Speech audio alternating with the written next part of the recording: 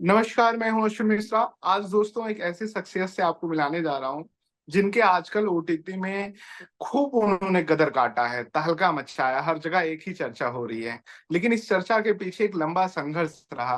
वो संघर्ष दरभंगा से शुरू हुआ, दिल्ली वाया मुंबई पहुंचा। इसके पीछे भी कई तरीके की कहानियां आई। कभी मन में इंजीनियर बनने की कहानी आई, तो कभी कुछ रोल मिले लेकिन वो नाम नहीं मिला जिसके वो हकदार थे। लेकिन कहते हैं कि जब वक्त सबका बदलता है और सबके लाइफ में एक टर्निंग पॉइंट आता है जो आपको सब कुछ दे देता है।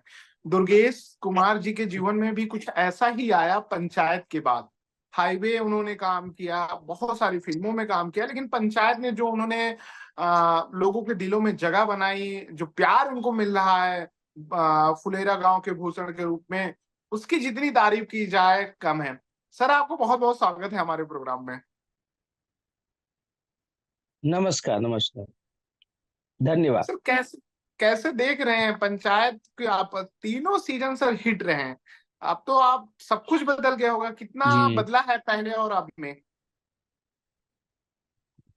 हाँ, मतलब मैं तो नहीं बदला हूँ, पर हाँ मतलब कि लोगों का रिस्पांस देख के मैं लग रहा है कि कुछ बहुत लोग जो बोलते हैं सुपर हिट होना, ऐसा अनुभव हो रहा है। पर मैं तो जो जब शुरू किया था तब जैसा था आज भी वैसा ही हूँ।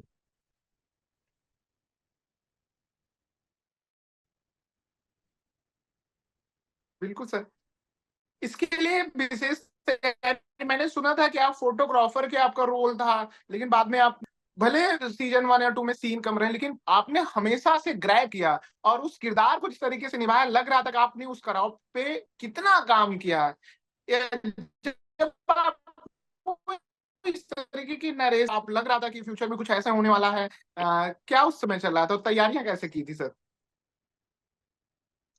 नहीं तो तैयारी की जहां तक बात है तो वो जीवन होता है, और मैं अनुभव करता हूं कि जैसे मेरे गांव में, मैं भी गांव से ही हूं, हमारे गांव में इस तरह के चरित्र हैं, तो मैं उन चरित्रों से थोड़ा लेकर, और सबसे अच्छी बात है कि वो लिखा बहुत अच्छा गया है चंदन कुमार के द्वारा, और निर्देशन दीपक कुमार मिश्रा जी का जो बहुत अच्छा है।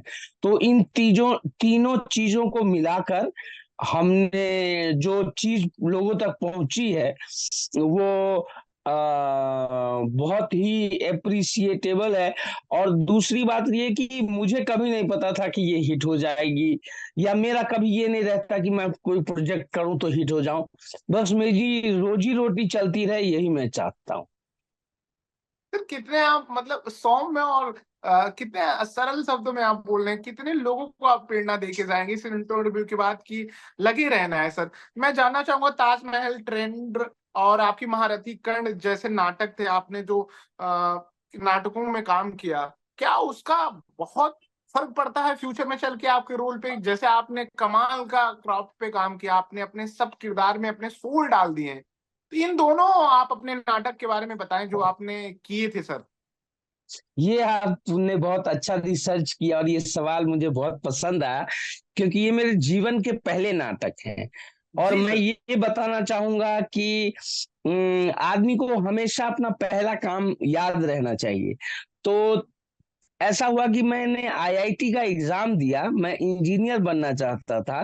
पर जब मैंने आईआईटी का एग्जाम दिया, उसके क्वेश्चन पेपर देखे, तो मुझे समझ में आ गया ये मेरे बस की चीज है नहीं। फिर मेरे बड़े भाई ने मुझे, जो कि 6 महीना पहले मुझसे पहले दिल्ली आ गया था, उसने मुझे बोला, दुर्गेश आपको थिएटर करना चाहिए।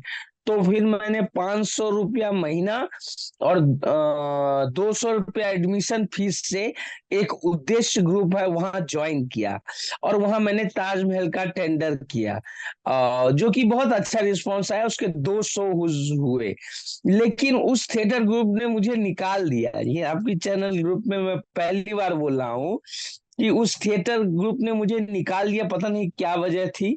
तो फिर मैं लगभग 1 साल तक मंडी हाउस भटकता रहा, फिर 2 साल भटकता रहा। उस बीच में एसआरसी में 2002 में पहली बार दिया, और 2003 में दूसरी बार दिया, मेरा एसआरसी में भी सिलेक्शन नहीं हो रहा था। फिर उसके बाद मुझे एक सीनियर है जगत रावत दा, और एक सीनियर है दिनेश शर्मा जी। ये मेरे पड़ोसी हुआ करते थे महावत खां रोड में, जो तिलक ब्रिज के पास में है, जो मंडी हाउस के पास में है।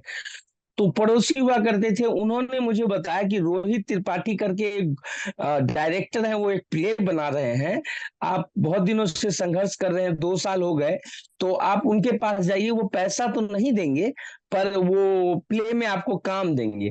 तो मेरा दूसरा प्ले 2 साल बाद हुआ, जो था महारथी कर्ण, जिसमें मैंने धृतराष्ट्र की भूमिका निभाई। और वो प्ले देखने आए थे मुश्ताक काक सर। उस तब तक मंडी हाउस में मेरी थोड़ी बहुत चर्चा हो गई थी कि ये अच्छा लड़का है, 2 साल से एसआरसी दे रहा है, नहीं हो रहा है। तो फिर मुश्ताक काक सर ने, मैंने 2004 में उसको दिया, तो मेरा एडमिशन एसआरसी में हो गया। और उसके बाद मैं 2 साल वहां एक्टिंग सीखा। तो ये मेरी शुरुआती जर्नी है सर। सर अपने मतलब कहते हैं ना, पहला प्यार, पहला काम, पहला तनख्वाह, सब कुछ याद आ जाता है। मैं आपके चेहरे का भाव देख रहा था, आप इतने जैसे लग रहा था कोई अवार्ड मिल गया हो, मतलब इस आप खुश होके बता रहे थे। कितनी अच्छी बात है कि जी आप अपने मेमोरी चीजों को याद करते हैं। आज जो ताजमहल के टेंडर के जो थिएटर ग्रुप वाले होंगे वो भी आज पछताते होंगे।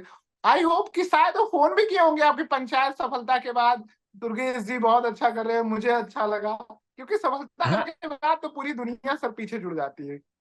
हाँ, लेकिन मैं उन सब का उतना ही आदर करता हूँ जो जी मुझे नकारा, जिन्होंने या जिन्होंने सहयोग दिया। मेरा पर्सपेक्टिव ऐसा ही है जैसे एक भारतीय का होना चाहिए, कि मैं बिल्कुल सबको सही। सौहार्द से देखूं। किसी ने मुझे नकारा, इसका मतलब ये नहीं कि वो उस समय की स्थिति के हिसाब से उसने मुझे नकार दिया, बस हो गया। जी सर। लेकिन जो मुझे अपने जीवन में करना है, वो तो मेरा फोकस क्लियर है ना सर। बिल्कुल सर, आप अभिनय से आने से पहले इंजीनियरिंग की तैयारी करनी की, उसके बाद आपने बीए साहित्य से बीए किया, और उसके बाद दरभंगा से मुंबई का सफर, ये सब सर कितना चैलेंजिंग रहा? कैसे आप इसको समाहित कर पाए, कैसे इसका समाधान ढूंढे और अपने आप को यहाँ तक ले आए सर? तो बात ये है कि मेरे जो बड़े भाई हैं डॉक्टर शिव शक्ति, वो केमिस्ट्री के टीचर हैं +2 स्कूल में, सरकारी स्कूल में, बिहार में, दरभंगा जिला में। एक्चुअली मेरी जो पूरी लाइफ जर्नी है अभी तक, वो सब उनके द्वारा निर्धारित की गई है। तो मैं अपने बड़े भाई, वो काफी अनुभवी हैं, ब्राइट स्टूडेंट हैं, और वो अभी वो वर्तमान समय में दरभंगा में ही नियुक्त हैं। तो उन्होंने जो जो मुझे कहा, वो मैं करता गया। उन्होंने कहा कि एसआरसी करो, थिएटर करो, तो मैंने थिएटर किया। उन्होंने कहा कि साहित्य से बीए कर लो, तो मैंने साहित्य से, हिंदी साहित्य से बीए कर लिया। फिर उन्होंने कहा कि एसआरसी करो, एसआरसी कर लिया। फिर उन्होंने कहा कि एनएसडी करो, मैं एनएसडी कर लिया। फिर उन्होंने कहा रेपेट्री करो, नेशनल स्कूल ऑफ ड्रामा की, तो मैंने नेशनल स्कूल ऑफ ड्रामा की रेपेट्री की। और वहां से मुझे पहली फिल्म हाईवे मिली, इम्तियाज अली की, मुकेश छाबड़ा के द्वारा। तो वहां से मैं हाईवे, मैंने पूछा कि मैं क्या करूं, तो उन्होंने बोला हाईवे करो। तो फिर मैंने हाईवे किया। फिर जब मुझे रेपेट्री ने निकाल दिया और दिल्ली में मैं 13 साल काम कर चुका था, तो फिर मैंने उनसे पूछा कि अब क्या करना चाहिए। तो बोला देखो, तुम्हारा अनुभव अच्छा है, तुम एक फिल्म भी कर चुके हो, अब तुम्हें मुंबई जाना चाहिए। तो फिर मैं मुंबई आ गया। और उसके बाद वो हमेशा मुझे कहते हैं कि साल में एक काम तुम्हारा आना चाहिए। अब वो कैसे आएगा, ये मैं नहीं जानता।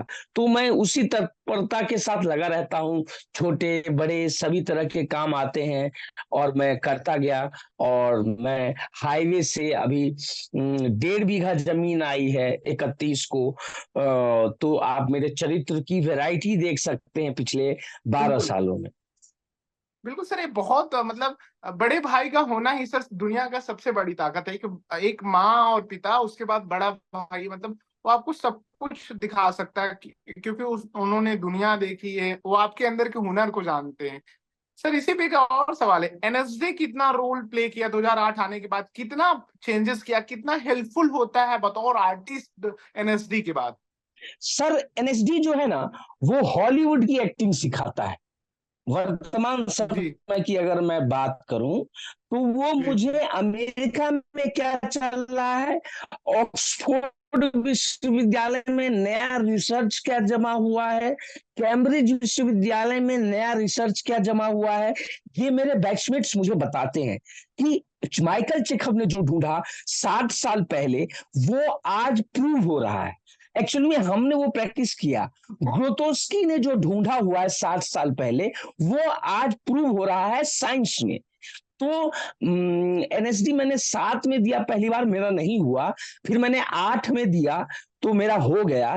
तो 8 से 11 तक मैंने बहुत मेहनत की।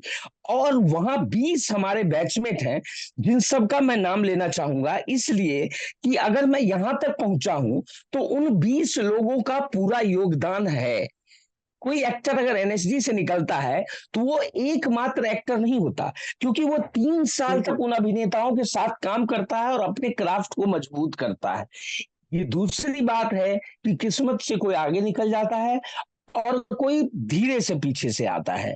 तो मेरा जी एक बैचमेट है अनुपम कौशिक बोरा, आसाम से, जो कि आज प्रोफेसर है। मेरा एक बैचमेट है गुनामणि बरुआ, वो आसाम में प्रोफेसर है। तो ये दोनों प्रोफेसर हैं, ये दोनों मुझे एक्टिंग थ्योरी बताते रहते हैं कि ऑक्सफोर्ड में कौन सा रिसर्च चल रहा है, कैम्ब्रिज में कौन सा रिसर्च चल रहा है। एक मेरा मित्र है, बहुत अच्छा एक्टर है, मुझसे भी अच्छा एक्टर मानता हूं उसको, उसका नाम है सुकांत रे, जिसके भाई हैं तुषार कांति रे, जो कि अभी खाकी बंगाल चैप्टर शूट कर रहे हैं और वो उसमें एक्ट कर रहा है। वो हमारी एक्टिंग पे बहुत बात होती है कि दिमाग कैसे काम करता है, शरीर कैसे काम करता है। फिर मेरा एक बैचमेट है फैज मोहम्मद, जो कि संगीत का बहुत बड़ा प्रकांड विद्वान है, वो मुझे संगीत पर बहुत चीजें बताता है। फिर मेरा एक बैचमेट है रोहित चौधरी, जिसको आपने बरेली की बर्फी में देखा होगा। वो मुझे बताता है कि स्क्रिप्ट पे काम कैसे किया जाता है। फिर मेरा एक बैचमेट है कुंदन कुमार, बेगूसराय का है, मैं दरभंगा जिला का हूं, बिहार का हूं, वो बेगूसराय का है। तो कुंदन कुमार मुझे बताता है कि ह्यूमर कैसे आता है। और उसके बाद आता है केरल का एक लड़का है जिसका नाम है अभीज अभीज शशिधरन। वो प्रोफेसर है आज की डेट में, लेकिन फ्रीलांस पूरी दुनिया में घूम के काम करता है। एक है सुमन मणिपेद्दी, जो कि हैदराबाद में सरकारी गवर्नमेंट में जॉब करता है, और वो मुझे तेलुगु इंडस्ट्री में क्या चल रहा है वो बताता है। और उसके बाद एक है इकातो। इकातो है नागालैंड का, 50 साल की हिस्ट्री में पहला नागालैंड का लड़का है जो मेरे बैच में आया, और वो मुझे नागालैंड की पॉलिटिकल सिचुएशंस बताता रहता है।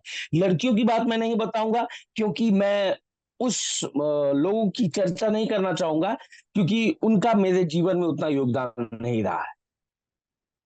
सर, कितनी अच्छी बात है कि मतलब आप ना इतने लोगों से अभी भी जुड़े हैं, क्योंकि लोगों को जब फेम मिल जाता है सर, माया नगरी में जब उनको काम मिलने हैं, तो अपने बैचमेट को भूल जाते हैं। मैं सुनीता राजवर का कल इंटरव्यू किया, उन्होंने बहुत अच्छी बात कही है कि अपने साथियों को, अपने दोस्तों का आप हमेशा साथ रखना चाहिए, बहुत आपको मोटिवेट मिलता है। आप तो कमाल का मतलब सारे यूथ को सीखना चाहिए कि सर कि दुर्गेश जी की जो जर्नी रही उसमें किन किन का लोगों का योगदान रहा, उनको आज आप प्राउडली बोल रहे हैं, ये सबसे बड़ी ताकत है। क्योंकि आज की दुनिया में हर कोई बोलना नहीं चाहता सर, वो सब कुछ छिपाना चाहता है। हाँ, मतलब आपकी सफलता अकेले की नहीं है, मैं आपको बिल्कुल। बताऊं। मैं जब डिप्रेशन में गया, एक तो मेरे एक टीचर हैं रॉबिन दास सर, जिनको मैं अपना गुरु मानता हूँ, उन्होंने मेरा जी बहुत सहयोग किया। हमारे एक शिक्षक हैं शांतनु बोस, कोलकाता के, वेरी ब्राइट माइंडेड टीचर है वो। इन लोगों ने मुझे सपोर्ट किया। मेरे 5 बैचमेट हैं, रोहित चौधरी, फैज मोहम्मद, कुंदन कुमार, सुकांतो रे।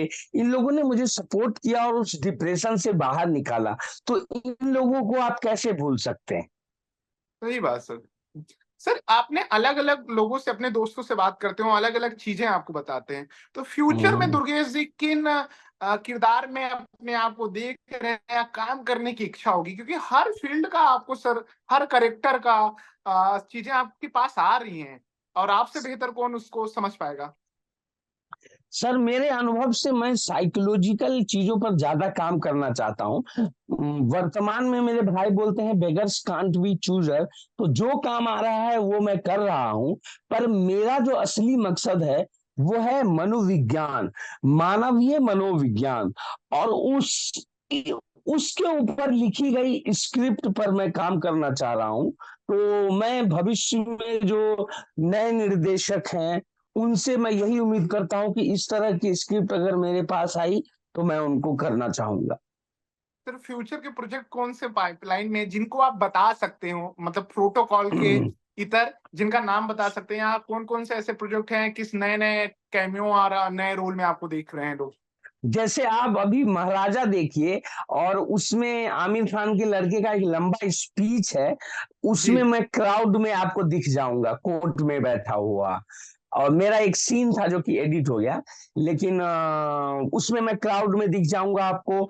और दूसरी बात है कि एक गैंग्स ऑफ गाजियाबाद करके एक वेब सीरीज आ रही है जो कि ईस्टर्न यूपी की कहानी है, वो आने वाली है। एक रतनपुरा करके एक इंडिपेंडेंट फिल्म है, वो आने वाली है। एक रकुल प्रीत जी के साथ आशीष आर शुक्ला के निर्देशन में काम किया है, वो अमीरी करके एक फिल्म है, वो आएगी जिसमें मेरा कैमियो है।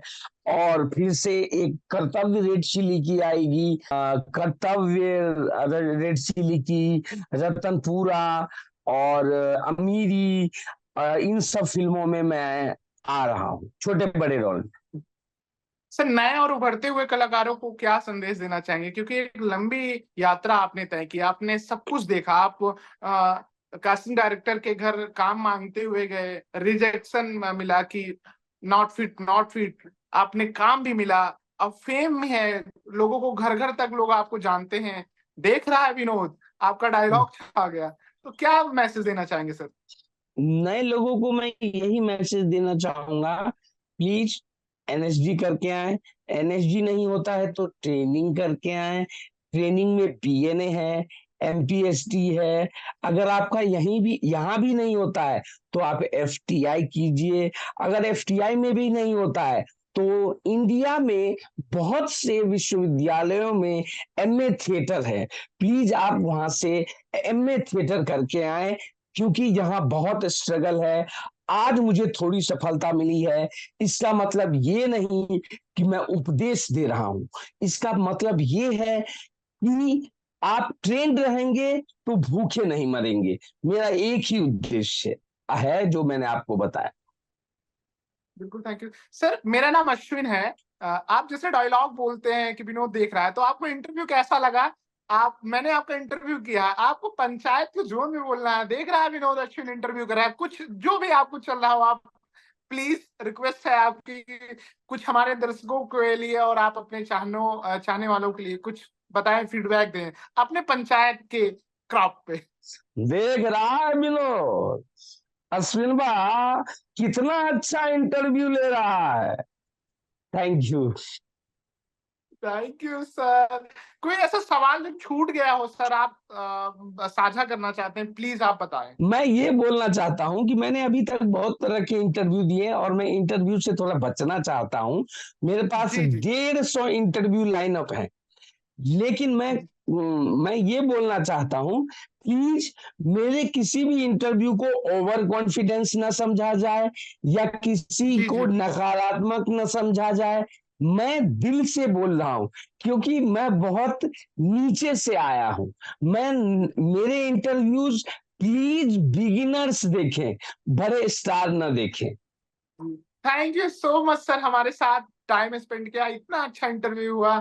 Thank you so much. दर्शकों की तरफ से आपको ढेर सारी शुभकामनाएं कि 2024 में और 2025 में खूब सारी आपकी वेब सीरीज, बड़े बैनर तले फिल्में आए, जिसमें आपको इंटरव्यू देने का समय हो और खूब सारा काम रहे, 30 दिन तक आपके पास काम रहे। ऐसी दुआओं के नए शख्सियत से मिलेंगे, तब तक धन्यवाद।